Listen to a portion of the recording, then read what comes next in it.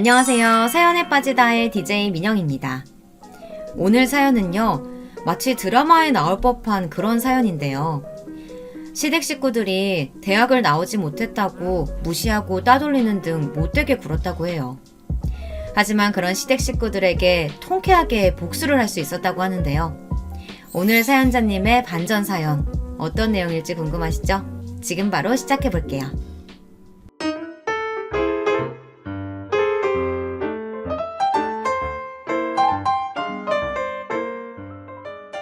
안녕하세요. 저는 결혼 생활 10년이 되던 해에 남편과 이혼하고 다시 을사가 된 여자입니다. 지금은 친정에서 살면서 딸 하나와 아들 하나를 두고 있습니다. 제 전 남편은 서울대에서 박사학위를 받아 교수로 재직하는 사람입니다. 그리고 저희 시부모님은 두 분 다 옛날 분들답지 않게 대학을 졸업하신 분들입니다. 그래서 제가 남편과 결혼할 때 엄청 반대를 많이 하셨어요. 남편과 시부모님께 제가 의대를 나왔고 의사 생활을 했었다는 사실을 비밀로 해야 하는 사정이 있었거든요. 그 개인 사정이 도대체 무엇이었는지 궁금해하실 분들이 많을 것 같아서 이야기 보따리를 풀어놓으려고 합니다. 여러분 잘 들어주세요. 저는 어릴 적부터 책 읽기를 좋아하고 공부를 잘했기 때문에 동네에서 수재라고 불리던 아이였습니다. 특히 수학을 좋아해서 과학고에 1등으로 입학했어요. 그리고 과학고에서 누구나 부러워하는 조기 졸업을 하고 서울대학교 의대에 진학했습니다. 그때까지는 제 인생이 탄탄테로를 걷고 있다고 생각했습니다. 저희 부모님조차 제가 서울대학교 병원에서 전문의로 계속 지낼 거라는 생각에 한치의 어긋남이 없으셨죠. 저도 이대로 계속 공부를 해나가면 의사가 되어서 서울대학교 의대가 제 직장이 될 것이라고 믿어 의심치 않았습니다. 그러던 어느 날이었습니다. 저는 응급실에서 일을 하던 중이었어요. 응급실에서 정신없이 환자들을 보는데 어떤 남자가 들것에 실려 들어왔습니다. 나중에 안 사실이지만 그 환자는 극단적인 선택을 시도했던 사람이었습니다. 저와 응급실 의사 두 사람이 그 사람을 살리려고 여러 처치를 하던 중이었습니다. 그 사람은 갑자기 무슨 힘이었는지 벌떡 상체를 세우고 제 목에 칼을 대더니 미친 듯이 소리치는 것이었습니다. 그냥 나 내버려둬. 안 그러면 이 여자 찔러버릴 거야. 제발 나 죽게 내버려 두라고. 파괴하지 말고. 환자분 진정하세요. 일단 제발 저를 좀 놔주세요. 경찰 불러요 어서. 이 사람 눈 돌아서 무슨 짓 할지 몰라요. 제가 기억하는 것은 거기까지였습니다. 정신을 잃고 깨어나 보니 저는 병원 응급실에 목에 흰 붕대를 감은 채 누워 있었습니다. 그리고 제 옆에서는 저희 엄마가 울면서 자리를 지키고 있었습니다. 제가 희미하게 눈을 뜨니 엄마가 제 손을 붙잡고 오열을 하셨습니다. 어떡하니? 괜찮은 거야? 우리 딸 그 환자 때문에 죽을 뻔했어. 그 환자는 어떻게 됐어요? 그 사람은 마취제 주사 놔서 진정시키고 지금 깊이 자고 있어. 넌 걱정 말고 얼른 몸 회복할 생각만 해. 많이 놀란 것 같은데. 같이 일하던 레지던트의 말을 듣고서야 안심한 저는 또다시 잠에 빠졌습니다. 그리고 며칠 후 퇴원을 하긴 했지만 저한테는 정신적으로 큰 문제가 생기고 말았습니다. 그 사건 이후 칼에 대해 트라우마가 생겨버린 것이었습니다. 저는 메스를 잡으려고 하면 손이 덜덜 떨려서 수술도 하지 못하고 뾰족한 바늘이나 가위가 무서워서 간단한 처치조차 할 수가 없게 되었습니다.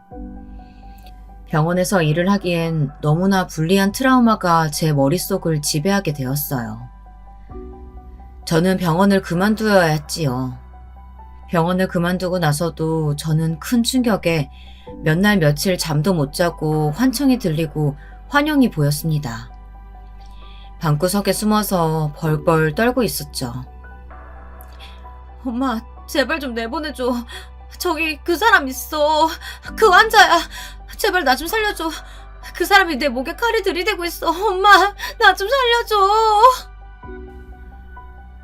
저는 겁에 질린 채 허공을 향해 손을 내저으며 미친 듯이 엄마를 불렀습니다. 그런 저를 보면서 엄마는 기가 막혀서 아무 말도 못하고 팔을 휘저어대는 저를 온 힘을 다해 말리면서 눈물만 흘리셨습니다. 낮에도 커튼을 걷지도 않고 어두캄캄한 방 안에 틀어박혀 지내는 동안 저는 점점 날카로워지고 초췌해져 갔습니다. 밥도 못 먹고 잠도 제대로 자지 못하는 나날들이 계속되면서 저는 살도 10kg이 넘게 빠지고 눈 밑에는 다크서클이 짙게 끼어 있어서 누가 봐도 환자처럼 보였습니다. 수시로 고통을 호소하며 소리를 질러대는 저를 말리기엔 엄마 혼자서도 힘에 부치는 것 같았습니다. 아이고, 얘가 무슨 죄가 있어서 이렇게 고통을 받아야 한다는 거예요. 이러다 우리 정숙이 죽을 것 같아요. 어디든지 좋은 병원, 좋은 의사 있으면 찾아봐요, 여보. 그런 저를 보다 못한 부모님은 제 병을 낫게 하려고 정신병원에도 보내보고 여러 유명하다는 정신과 의사와 면담을 시켜보았지만 그 트라우마는 쉽게 낫지 않았습니다. 오히려 과도한 정신과 의사의 면담은 심적으로 점점 지쳐가기만 했습니다. 집에서 요리를 하려고 칼을 들면 그 남자의 환영이 떠올라서 칼을 쓰는 것에 거부감이 있는 상태였습니다. 억지로 참고 약도 먹었지만 여전히 제가 요리를 할 때면 손이 떨리는 것은 어쩔 수가 없어서 저는 요리를 웬만하면 하지 않았습니다. 저희 부모님은 제가 다시 정상적인 생활을 할 수 없을까봐 걱정을 많이 하셨고 그 때문에 저에게 억지로 강요하거나 뭘 시키시는 것은 하지 않으셨습니다. 저는 집안에서 저희 부모님하고만 대하며 밖에 일절 나가지도 않은 채 폐인처럼 지냈습니다. 어쨌든 그렇게 마음이 방황하던 시기에 남편을 만났습니다. 남편은 서울대학교 인문대학에서 강의를 하는 교수였고 저는 1년간의 폐인 같은 생활을 하다가 공황장애 약을 복용하며 조금씩 서울대학교 병원에서 다시 재활을 하려고 하고 있었습니다. 남편은 단정하고 냉철한 철학자 같은 사람이었어요. 제게는 없던 그런 부분에 끌려서 저는 남편에게 고백을 했습니다. 남편은 처음에는 제 고백을 거절했습니다. 그러나 제가 끈질기게 따라다니자 제 정성에 져서 저와 사귀게 되었습니다. 남편과 사귀고 1년이 되지 않은 어느 날 남편은 저와 여행을 가고 싶어 했고 저는 기쁜 마음으로 따라 나섰습니다. 그곳에서 남편은 1박을 하자면서 저한테 술을 먹였고 그날에 저는 남편의 아이를 임신하게 되었습니다. 저는 임신 사실을 알게 된 후 며칠을 끙끙 앓으며 고민하다가 하는 수 없이 남편에게 그 사실을 털어놓게 되었습니다. 선생님, 저 임신한 것 같아요. 어떻게 하죠? 남편은 제 고백에 놀란 것 같았지만 조금 후 침착함을 되찾고 저를 위로했습니다. 걱정하지 마. 내가 우리 부모님께 이야기할게. 그러면 우리 결혼할 수 있을 거야. 너는 걱정하지 말고 기다려줘. 부모님도 크게 반대하시진 않을 거야. 그러나 남편의 생각은 너무 안일했던 거였습니다. 남편의 소개로 시부모님을 처음 만난 날, 저는 그분들의 냉담함에 몸이 떨리고 트라우마가 다시 고개를 드는 것 같았습니다. 저는 시부모님이 최종 학력을 물어보셨을 때 정신병원 입원과 의사였던 시절의 트라우마를 말하고 싶지 않아서 고등학교만 졸업했다고 이야기했습니다. 그랬더니 시댁 식구들은 제가 임신을 핑계로 남편에게 들러붙어 억지로 결혼하려고 한다고 하시면서 저와 남편의 결혼을 극구 반대하셨습니다. 게다가 시어머니는 제 뱃속 아이가 정말 아들의 아이인 것은 맞느냐면서 저에게 모욕과 수모를 주는 말도 서슴지 않으셨습니다. 그러나 남편은 어떻게든 저와 뱃속의 아이를 책임지겠다고 하며 시부모님을 설득했습니다. 그때는 남편이 제 인생을 구원한 사람처럼 멋져 보이고 든든한 사람으로 보였습니다. 정말이지 제가 눈이 어떻게 되었나 봐요. 남편은 시부모님의 극한 반대에도 제 편에 서서 저와 결혼을 강하게 밀어붙였습니다. 저는 이 사람도 제 아이도 책임지는 사람이 되어야 한다고 생각합니다. 어머님, 아버님이 왜 반대하시는지는 알고 있습니다. 하지만 이 사람도 대학은 졸업 못했을 뿐이지 머리는 좋은 사람이에요. 그러니까 너무 반대만 하시지 마시고 다시 생각해 주세요. 그러니까 뭐 때문에 대학을 졸업 못했느냔 말이야. 그냥 계속 학교 다녔으면 졸업을 하던지 애 낳고 다시 학교 다니면 되지 않느냐고. 아니면 당장 결혼하지 말고 대학 졸업하고 나면 결혼하는 게 어떠니? 아니, 며느리라는 애가 배불러서 학교 다니면 교수인 우리 아들 입장이 뭐가 돼요? 당신도 참. 그러니까 빨리 내가 선보라고 할 때 선을 봤어야지. 너는 엄마 말 안 들어서 이게 무슨 꼴이니? 어디서 근본도 모르는 애를 데리고 와가지고 결혼을 하겠다고. 아이고 머리야. 내 평생 네가 속 안 썩일 줄 알았더니 이제 와서 이 엄마 뒤통수를 때리는구나. 그것도 아주 세게 치는구나. 저를 사이에 두고 시댁 식구들은 제가 마치 투명인간인 것처럼 제 앞에서 제 흉을 보았고 저를 만난 것이 남편 경력에 다시 없는 흠이라도 됐냐 걱정을 하셨습니다. 그때 당시 저는 마음의 상처를 많이 받았습니다. 하지만 시댁 식구들에게 대놓고 티를 낼 수는 없었어요. 무슨 말을 듣는다 하더라도 그때는 어떻게든 남편과 결혼 승낙을 받아야만 했으니까요. 그래서 저는 입을 꾹 다물고 남편과 함께 시댁 식구들에게 무릎을 꿇고 제발 저를 받아달라고 부탁하는 수밖에 없었습니다. 그때라도 저는 도망쳤어야 했어요. 하지만 앞으로 일어날 일들을 알지도 못한 채 저는 그 수모를 당하고도 남편이랑 결혼만 할 수 있다면 참아야 한다고 생각했습니다. 그만큼 남편은 제 인생을 좌지우지할 만큼 영향력이 있었으니까요. 저는 이 사람에게 버림받는다면 죽어버려야겠다고 극단적인 생각까지 했습니다. 그만큼 그때는 남편을 사랑한다고 믿었습니다. 하는 수 없이 시부모님은 아들에게 져서 저와 결혼하는 것을 승낙하셨습니다. 하지만 저를 마음으로 받아들인 것은 절대 아니었습니다. 결혼 후에 시부모님은 저에게 대학을 나오지 않았다는 문제만으로 10년을 괴롭히며 무시해왔고 남편을 비롯한 시댁 식구들에게 집단으로 따돌림을 당해왔으니까요. 저는 그때마다 억울해서 제가 의대를 다닌 사실을 말하고 싶었지만 그랬다면 제 정신병원 입원 병력까지 이야기하는 것이 너무 수치스럽게 생각되어서 쉽게 말을 꺼낼 수가 없었습니다. 임신 초기에 티가 나지 않을 때 결혼식을 하자면서 남편은 신혼여행도 가지 못하게 하고 결혼 후에는 저를 강제로 시댁에 같이 살게 했습니다.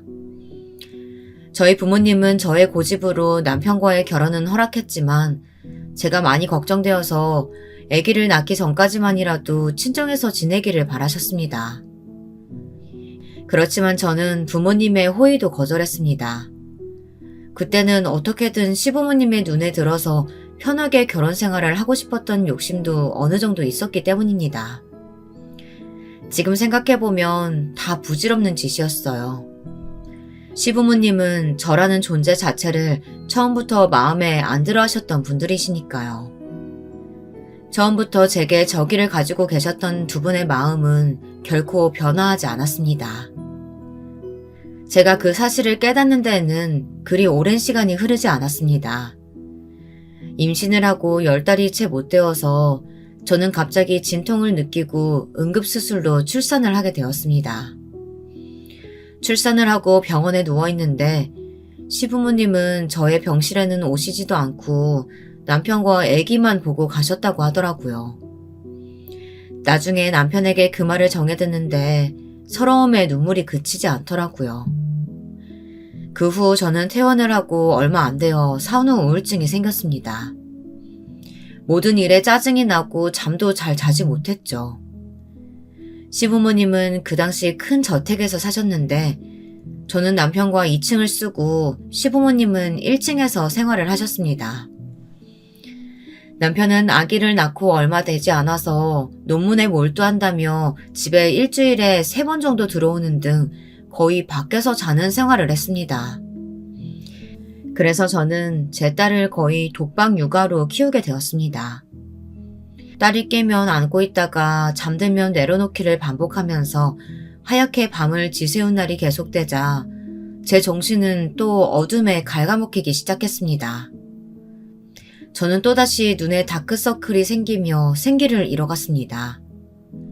그러던 어느 날 제가 목류병 증세가 생겨서 밤에 잠이 덜 깬 채로 돌아다니니까 저녁 식사를 하는 자리에서 시어머님께서 밤중에 위층에서 삐걱삐걱 소리가 난다고 말씀을 하시더라고요. 글쎄요, 어머니 전 못 들었는데요. 위층에서 누가 걸어다니는 것 같은 소리라고요? 너는 요즘 바쁘니까 집에 잘 들어오지도 않잖아. 못 들을 수도 있지. 새아기 넌 못 들었니?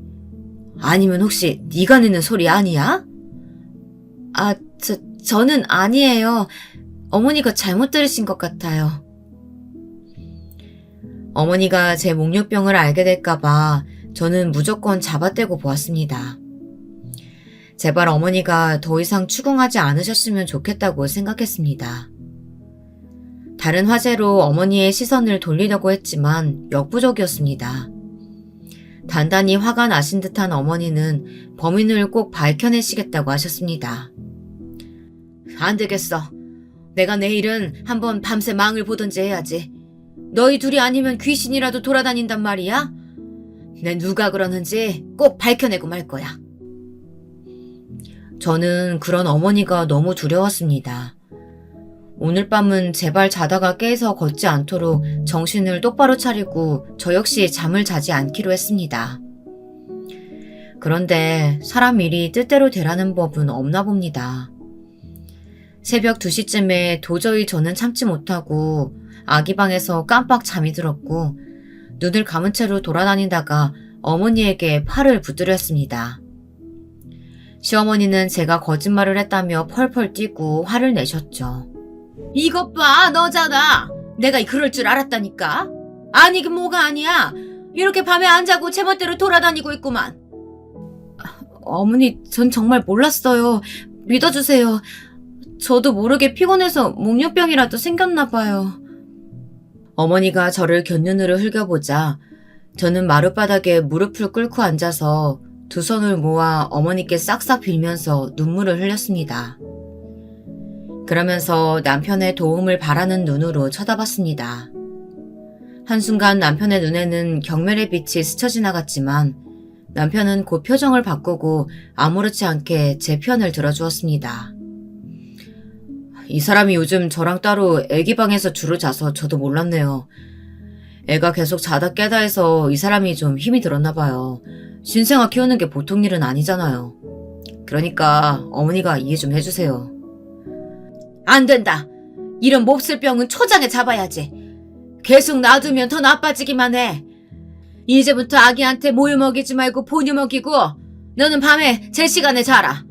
습관 들 때까지 약 처방 받아서 먹던지 하고. 저를 위해서 하신 건 아니었겠지만 그때 어머니의 결단 덕분에 저는 더 이상 밤에 자다 돌아다니는 목류병 증세는 없어졌습니다. 그런 부분만큼은 어머니에게 고마운 마음입니다. 남편 역시 그때는 좀 쎄한 마음을 지울 수 없기는 했어도 제 편을 들어주어서 고마운 마음뿐이었습니다. 하지만 시부모님들뿐 아니라 남편의 여동생 역시 제가 대학을 졸업 못했다는 것 때문에 저를 깔보고 함부로 대하는 면들은 10년이 되는 결혼 생활 내내 지속되었습니다. 남편의 여동생은 변호사인데 서울대 법대를 수석으로 졸업한 인재였습니다. 남매가 둘 다 서울대를 졸업했으니 시부모님의 자식들에 대한 자부심은 굉장했던 것이 이해가 될 정도였습니다. 남편의 여동생은 제가 결혼한 지 5년 후에 결혼을 했는데 시누이의 시댁에서 아들이 변호사 며느리를 데리고 왔다면서 아무 일도 안 하고 시어머니가 해주는 밥 먹고 잘 쉬다 온다고 하면서 저에게 은근히 자랑질을 하는 것이었습니다. 그러면서 꼭 자기 친정에 오면 온갖 심부름은 다 저한테 시키는 것이었습니다. 그러면서 저를 위아래로 쳐다보는 우리 시누이는 정말 얄미운 여자였어요. 언니, 나 식혜 먹고 싶은데 좀 떠다 줄래요? 우리 시어머니는 제가 해달라는 건 다 해주시거든요. 아가씨, 여긴 아가씨 시댁이 아니에요. 그리고 난 아가씨 하녀가 아니고요. 그냥 본인이 갖다 먹어요. 아니, 뭐 그게 힘든 일이라고 그걸 안 해주니?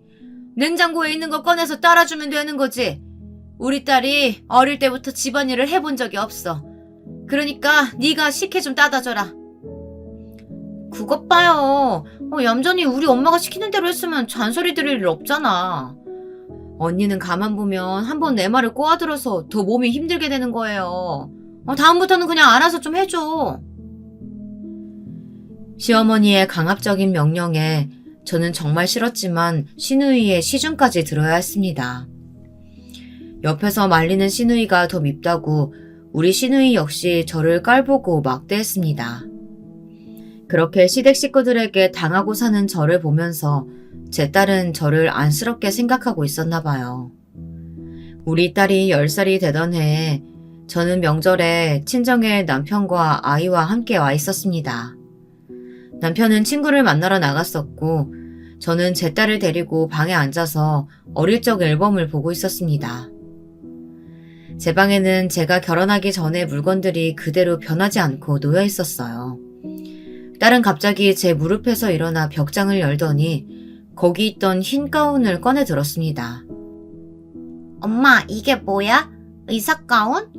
와, 여기 김정숙 엄마 이름 있네? 엄마 옛날에 의사였어?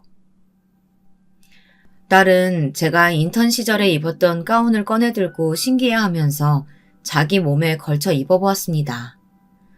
그리고 거울에 자기 모습을 비춰보면서 자랑을 하는 것이었습니다. 그런 딸의 모습을 보고 있자니 눈물이 하염없이 나서 견딜 수가 없었습니다. 엄마, 나 어때? 정말 의사 같아? 나도 커서 의사 되고 싶어.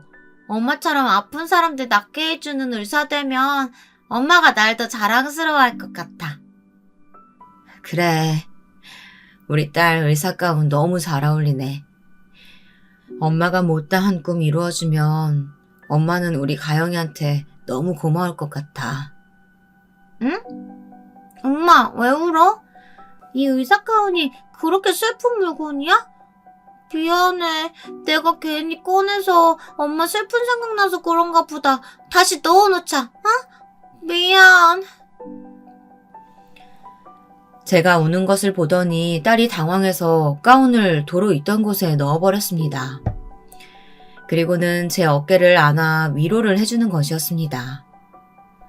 저는 딸의 작은 몸을 안고 얼른 눈물을 닦고 말했습니다.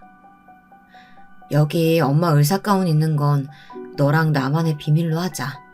알겠지? 친할아버지나 할머니한테 말하지 마. 알았지? 제가 그런 말을 하는 것이 이해가 안 되었는지 딸은 의아한 얼굴로 말했습니다. 엄마가 의사였다는 건 자랑스러운 일이잖아. 그런데 왜 비밀로 해야 돼? 나 말하고 싶어질 것 같은데. 친구들한테 자랑도 하고 싶고 할머니한테도 말하고 싶어. 엄마 무시하지 말라고. 할머니도 엄마 의사였다는 거 알면 다시는 무시하는 말 못하실 거야. 그건 안 돼. 의사였을 때 엄마가 잊고 싶은 것들이 있었어. 그래서 의사였던 시절이 행복하지 않았기 때문에 그래. 그러니까 아빠나 친할머니한테 절대로 말하지 마. 알았지?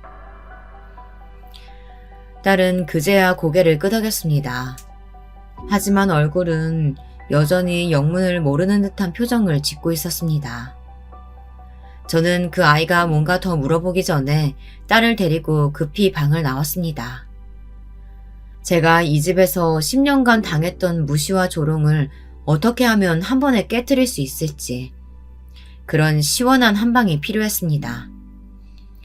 신혼 시절부터 시부모님은 잊을만 하면 저에게 말씀하시곤 했습니다. 이제라도 다시 대학 수학 능력 시험을 보라고요. 고졸 며느리가 어디 가서 말하기도 창피하다는 이유 때문이었죠. 시어머니는 대학 동기들과 가장 길게 만남을 유지해오고 계셨습니다. 1년에 한 번씩 동창회에 나갔을 때마다 다들 며느리들을 자랑하느라 다른 친구들은 침이 마르는데 시어머니 본인은 거기에 낄 수 없다는 것이 그 이유였습니다. 예, 내 친구들 며느리들은 다들 대학은 최소한 나왔더라. 그리고 유학 가서 미국 명문대 나온 애들도 있더라. 그런데 그런 얘기 할 때마다 내가 창피해서 살 수가 없어. 그러니까 집에서 공부라도 해서 수능 봐라 얘. 뒷바라지 해줄 테니까. 어머니, 이제 와서 무슨 공부를 해요. 저 이제 공부에 미련 같은 거 없어요. 그냥 우리 딸 아들 잘 키우고 남편 뒷바라지만 잘하면 되지 않을까요? 아니야. 그래도 졸업장은 하나 있어야지. 아무리 고등학교가 명문이면 뭐해. 그래도 대학 졸업장이 진짜지. 어디 가서 최종학력 고졸이라고 하면 다들 얼마나 널 무시하겠어? 그리고 네 남편하고 딸한테도 떳떳하게 살아야지. 안 그러니? 네 딸 가영이도 이제 다 컸는데 엄마가 고졸이라고 얘기 들어봐라. 나중에 엄마는 왜 대학 졸업도 못했느냐고 물어보지 않겠느냐고. 그리고 생각해보면 우리 아들한테도 민폐지 뭐. 교수 와이프가 고졸 출신이라고 하면 누가 믿겠니? 내 아들이랑 조금이라도 수준 맞으려면 대학 졸업장은 필수로 있어야 돼. 시어머니는 오히려 어머니나 아버님이 그런 저를 무시하고 막대하고 계시는 것은 생각도 안 하시고 그렇게 사람 마음에 비수를 꽂는 말씀을 잘도 하시는 것이었습니다. 저는 그런 시어머니의 막말을 듣고 있자니 점점 화가 나서 저도 모르게 어머니께 말대꾸를 하고 말았습니다. 어머니, 오히려 어머니가 저를 더 무시하고 막대하시는 것 같아요. 다른 사람들은 저한테 그렇게 막말하지도 않고 제가 고졸인지 대졸인지 그런 거 신경조차 안 써요. 오직 어머니 아버님만 저한테 학력이 어떠니 대학을 못 나왔느냐 하면서 그러면서 스트레스 주시잖아요. 저 앞으로 그런 말 집안에서 안 듣고 살고 싶어요. 저 이 집에서 10년 동안 살면서 정말 미쳐버릴 것 같은데 계속 참고 살고 있었어요. 그런 줄 아시면 제발 배려 좀 해주세요, 어머니. 뭐라고? 아니, 너는 시어머니한테 막말하는 거니, 지금? 내가 널 언제 무시했다고 그래? 그래, 백보양보해서 내가 너한테 대학 못 나왔다고 뭐라고 하기는 했다 쳐. 네가 그렇게 말귀 못 알아듣는 배움 짧은 아이였어도 내가 그랬을까? 그래도 네가 고등학교 때까지는 공부도 잘했고 머리 좋은 애였다는 걸 알아서 아까워서 그런 거야. 네 지식이 아까워서 그 시어머니가 그런 소리 좀 한 거 가지고 그것도 이해 못하고 말댔구나 하고. 행여나 네 딸이 그런 네 못돼먹은 행동 보고 본받기라도 하면 어떡하려고 그러니? 아이고, 애들 앞에선 찬물도 하나 제대로 못 마신다고 하더니 내가 네 딸 배울까봐 뭐 이런 소리도 더 못하겠다. 그러자 자기 방에서 공부하고 있는 줄 알았던 딸이 저와 시어머니의 말다툼 소리를 듣고 뛰쳐나왔습니다. 딸은 할머니에게 씩씩거리면서 소리를 쳤습니다. 제가 꼭 비밀로 해달라고 한 그 말을 말이에요. 저는 심장이 튀어나올 만큼 놀랐습니다. 할머니, 우리 엄마한테 무슨 말 하시는 거예요? 우리 엄마 서울대학교 다니던 의사였어요. 사실대로 알지도 못하시는 건 할머니라고요. 할머니야말로 우리 엄마한테 막말하지 마시라고요. 저는 딸의 폭탄 선언에 얼른 달려가서 딸의 입을 막고 그만하라고 눈짓을 했습니다. 시어머니는 제 딸의 말에 눈을 휘둥그렇게 떴습니다. 그리고 저를 노려보면서 말씀하셨습니다. 아니, 너 애한테 거짓말까지 했니? 아무리 네 학력이 컴플렉스라고 해도 그렇지 믿을 만한 말을 거짓말로 해야 속아 넘어가지. 네 딸은 뭐 어떻게 속일 수 있어도 이 시어머니까지 속일 생각을 하다니 깜찍한 것도 정도가 있지. 저는 속으로 안도의 한숨을 쉬었습니다.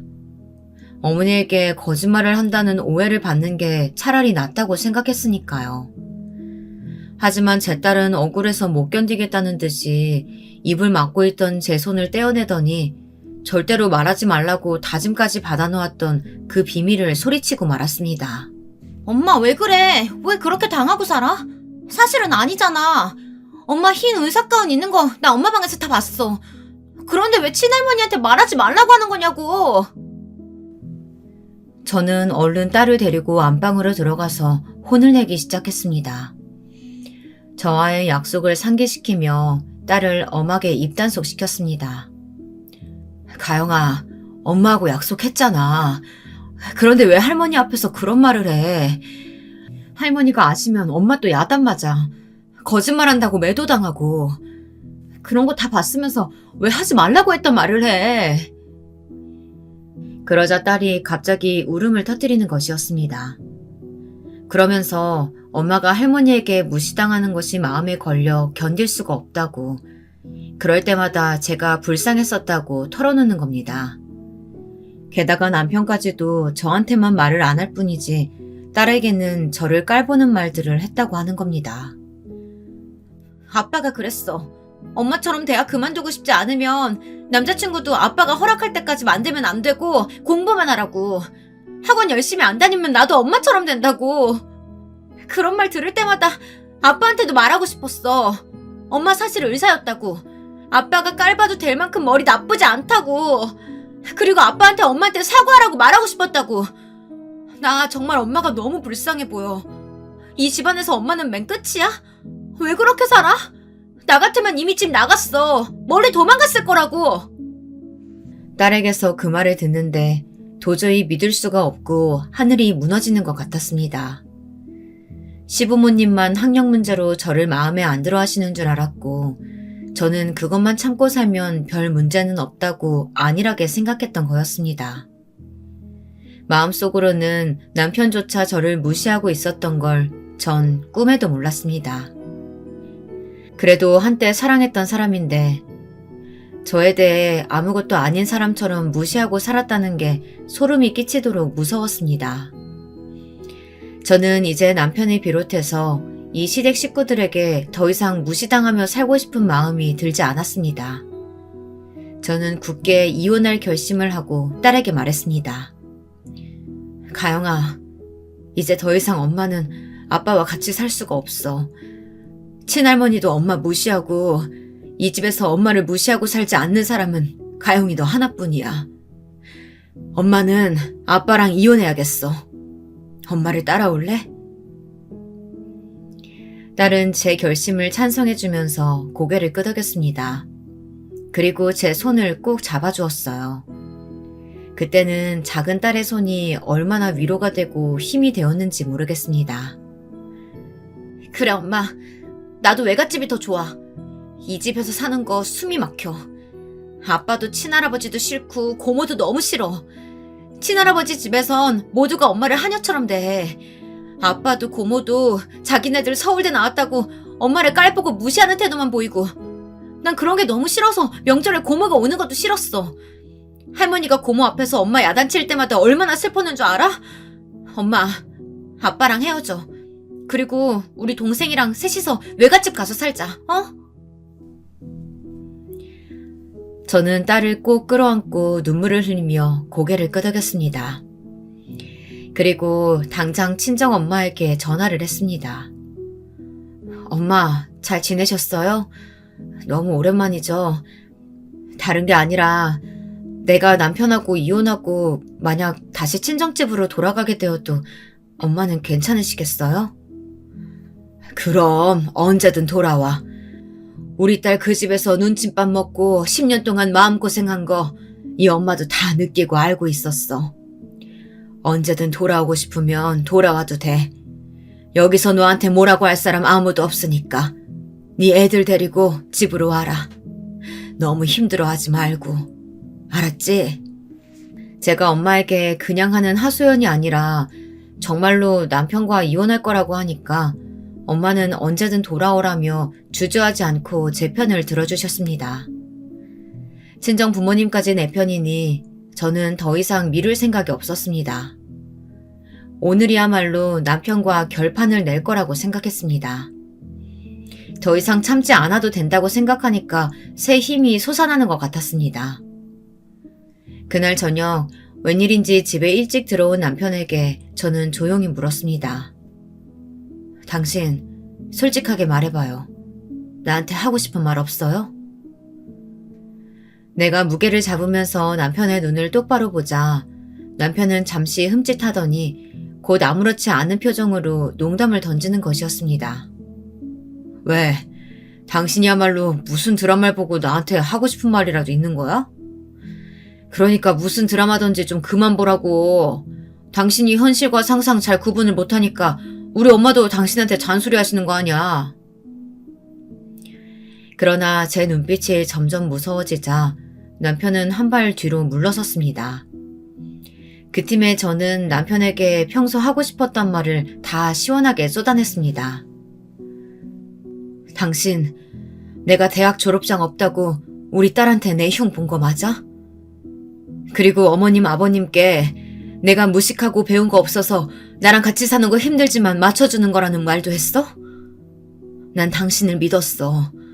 비록 당신 어머니, 아버지가 나를 탐탁지 않게 생각하고 계신 거 다 알지만 난 당신만은 적어도 내 편이라고 믿었다고.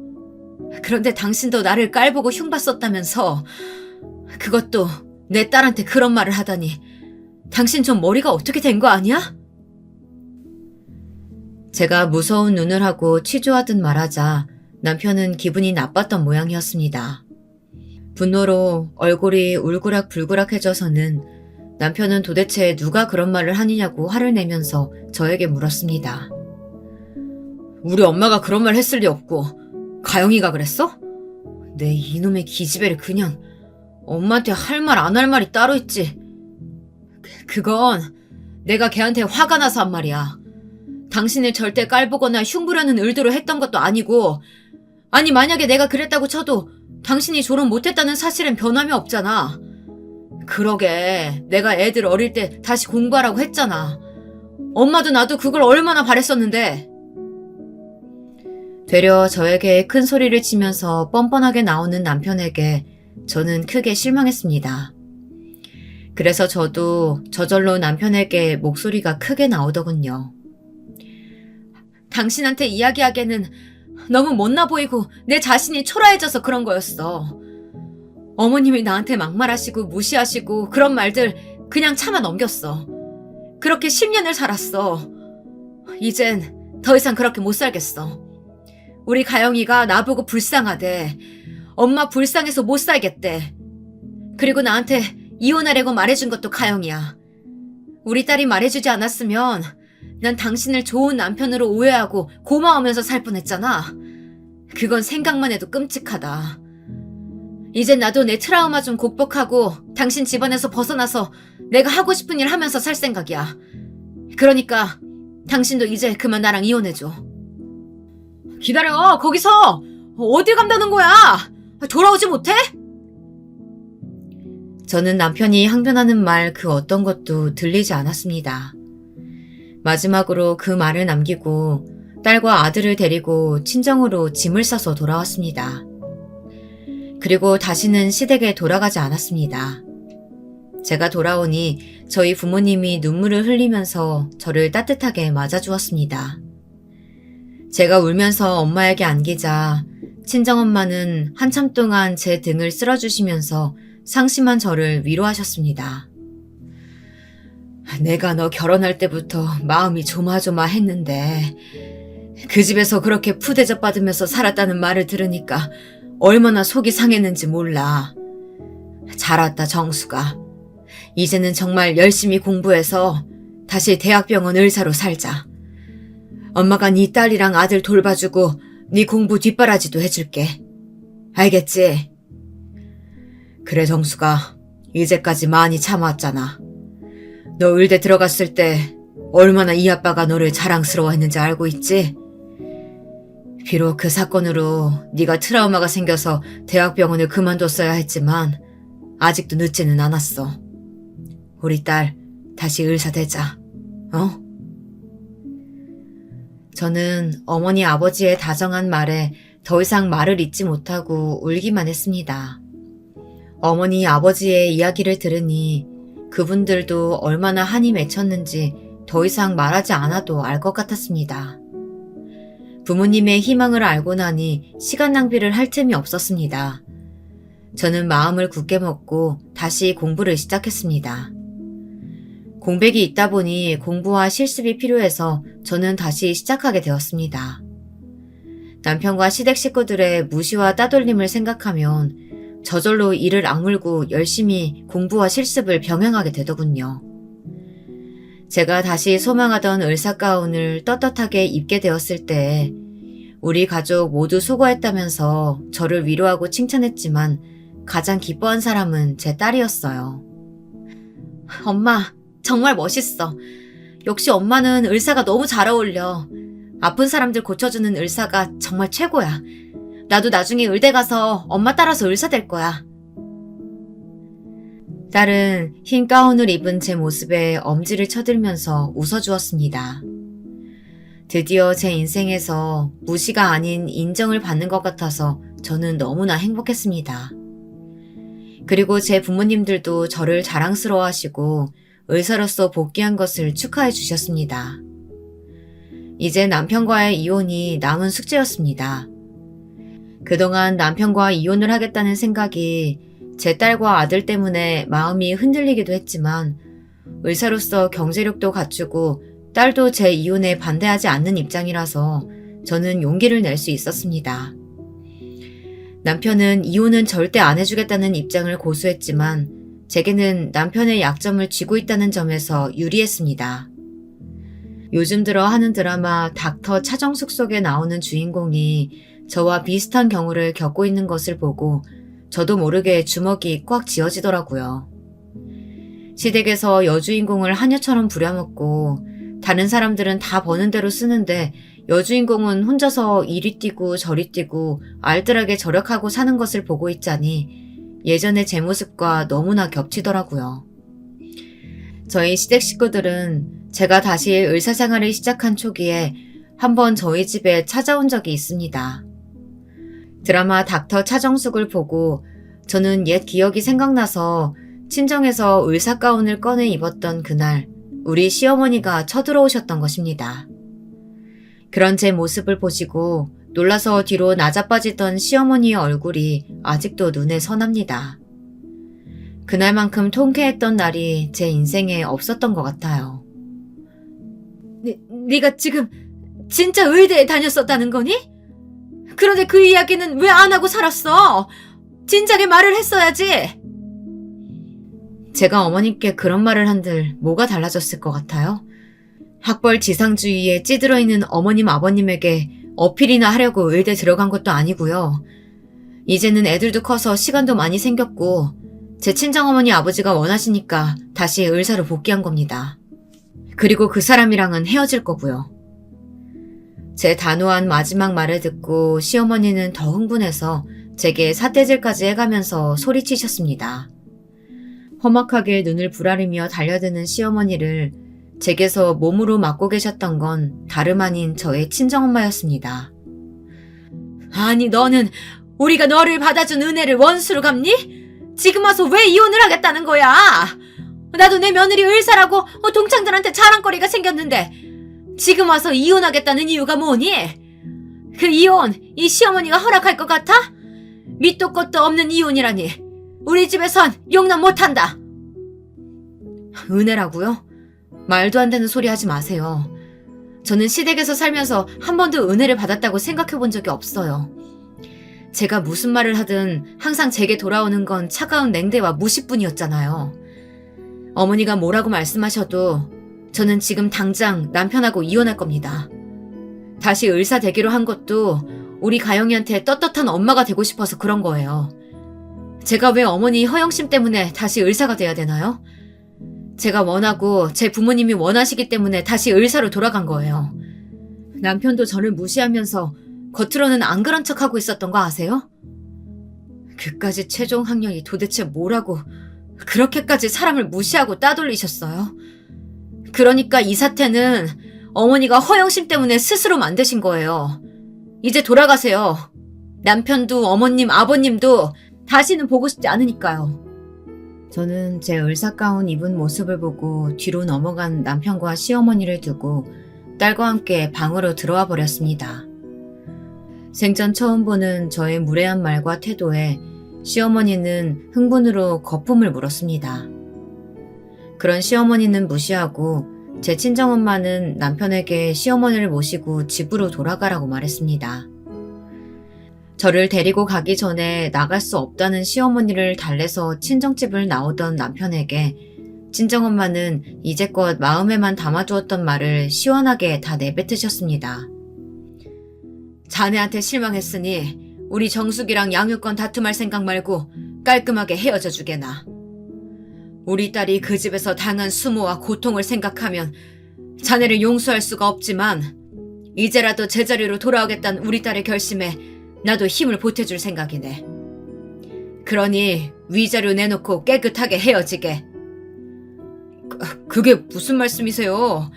아내랑 헤어지는 것도 억울한데 제가 왜 위자료까지 줘야 합니까? 아내와 헤어지는 것도 왜 장모님의 허락을 받아야 되냐고요? 저 소송으로 갈 겁니다. 제가 잘못한 거 없으니까 이혼은 못할 거예요. 뭐라고? 자네가 이렇게 뻔뻔한 사람이었는지 정말 몰랐네. 당장 이 집에서 나가! 다시는 보는 일 없었으면 좋겠네. 친정어머니는 남편의 태도에 기가 막혀서 혀를 차셨습니다. 결혼하고 사는 동안 그렇게 무시하고 집안일에 도움도 준 적이 없으면서 잘못한 게 없다니 남편의 주장은 뻔뻔하기 그지없었습니다. 하지만 저는 남편과 이혼할 버젓한 명분이 있었습니다. 왜냐하면 저는 시댁 식구들 누구도 눈치채지 못한 남편의 부정을 다 알고 있었거든요. 남편은 가영이가 5살 되었을 때부터 자주 학회에 참석한다고 하면서 젊은 학과 여자 조교와 며칠씩 여행을 다녀오고 낮에는 강의가 없는 날에 모텔에 다녀오기도 하는 등 바람을 피우고 있었습니다. 그러면서 그 사실을 제가 꿈에도 모를 거라고 헛된 소망을 품고 있었던 것 같아요. 저는 이제 그 사실을 터뜨릴 기회다 생각을 했고 아이들의 양육권을 위해서 변호사를 고용했습니다.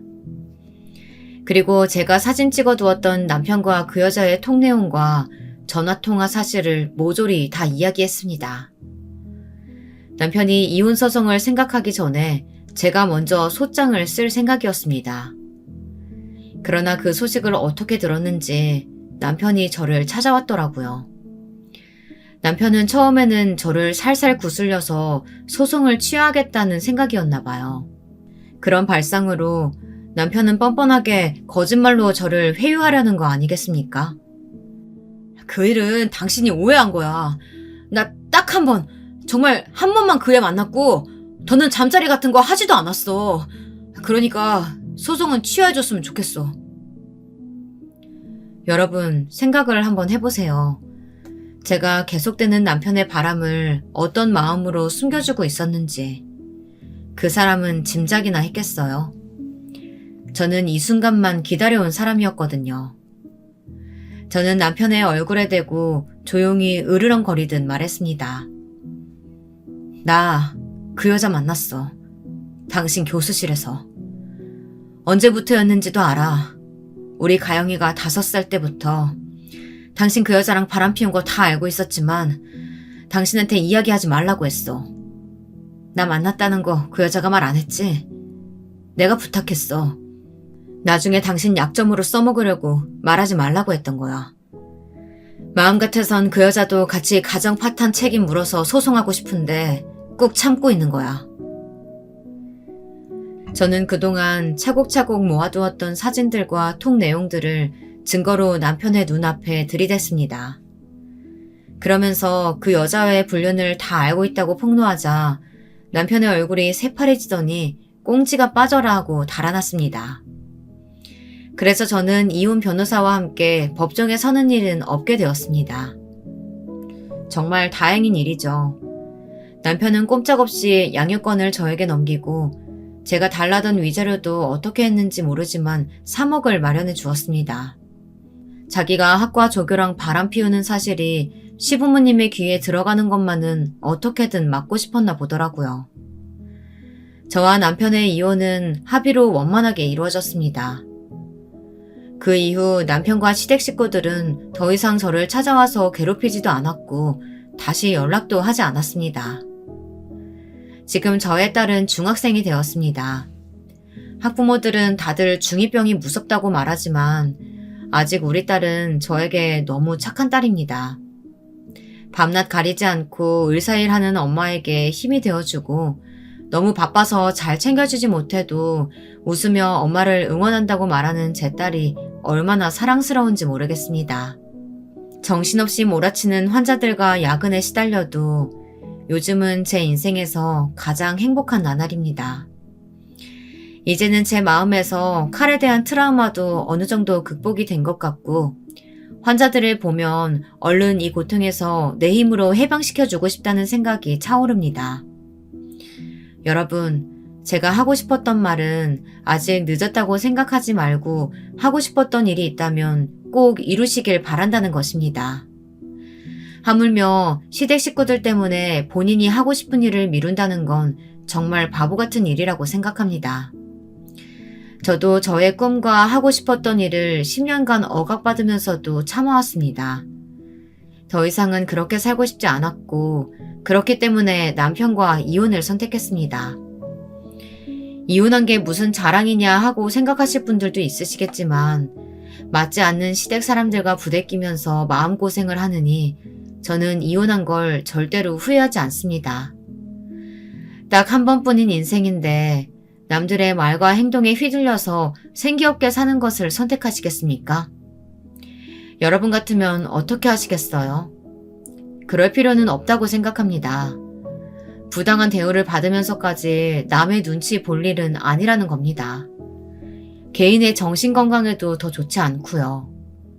자기 자신을 사랑해야 가족도 사랑하고 더 나아가 남들도 불쌍히 여기고 선한 마음을 널리 퍼뜨릴 수 있을 것이라고 생각합니다. 자기 마음이 괴롭게 느껴지면 남들에게 신경 쓸 여유가 없게 됩니다. 살아가는 길목에 어떤 장애물이 있다고 해서 계속 참기만 하면 마음의 병은 더 깊어집니다. 그러니 인생을 살면서 하고 싶은 일은 다 하시길 바래요. 그리고 자기를 무시하는 사람들에게 절대로 참지 마시고 큰 목소리를 내세요. 내가 참는다고 해도 그 사람들은 제 마음을 알아주지 않습니다. 오히려 아무 죄책감 없이 더 못살게 나를 괴롭힐 뿐입니다. 그런 사람들 때문에 여러분의 인생을 낭비하고 후회를 남겨서는 안 되지 않겠어요? 여러분, 오늘의 제 이야기는 여기까지입니다. 저의 이야기는 어떠셨나요? 여러분도 살면서 중간에 그만두거나 하고 싶은 일을 못하고 의지가 꺾인 일이 있다면 그것을 꼭 이루어 보세요. 저는 늦지 않았다고 말하고 싶습니다. 그러니까 지금이라도 시작하세요. 자기가 하고 싶은 일은 나이가 몇이 되었든 간에 다시 생각나는 법이니까요. 저는 요즘 다시 의사일을 하면서 보람을 많이 느끼고 있어요. 저를 의지하는 환자들의 표정에 점점 희망의 빛이 떠오르고 저에게 수술을 받아 병이 호전된 환자들이 퇴원을 했어도 가끔 저를 찾아와서 감사 인사를 하는 날은 너무나 기분이 좋아져요. 저도 사회에서 쓸모있는 일을 하고 있는 사람이라는 생각에 저절로 어깨가 으쓱해진답니다. 그리고 요즘은 제 선배나 후배들이 저를 대하기 힘든 선배나 팀에서 짐과 같은 존재로 여기지 않고 제 실력에 따라 동등한 동료로 생각해주니 얼마나 고마운지 모릅니다. 같이 연구하고 병에 대해 토론할 때 저를 업신여기지 않고 따돌리지 않는 분위기가 저는 너무나도 행복합니다. 몇십 번의 외과 수술과 몇 년의 의국 생활을 하다 보니 의사일도 동료들도 익숙해지고 점점 자신감을 키워가는 저의 성장을 올곧게 마주할 마음의 여유까지 생겼습니다. 현재 제 생활을 돌아보면 꼭 참는 것이 미덕만은 아니라는 생각이 듭니다. 제가 아직도 바보같이 시댁과 남편에게 굴복하면서 살고 있었다면 지금 제가 누리는 행복에 반도 느끼지 못하고 살았을 겁니다. 만약에라도 이제 그런 생각은 하고 싶지도 않아요. 제 부모님들은 이제 저와 남은 생을 함께할 남자가 나타나기를 은근히 바라고 계신 것 같아요. 하지만 저는 아직까지는 제 딸과 아들만 있으면 충분하다고 생각합니다. 누군가와 정말로 인연이 되어서 재혼하는 것까지 거부하지는 않겠지만 선을 본다든지 억지로 만나는 것은 마음에 내키지 않습니다.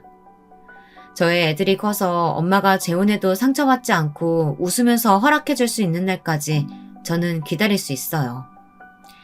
제 긴 글 읽어주셔서 감사합니다.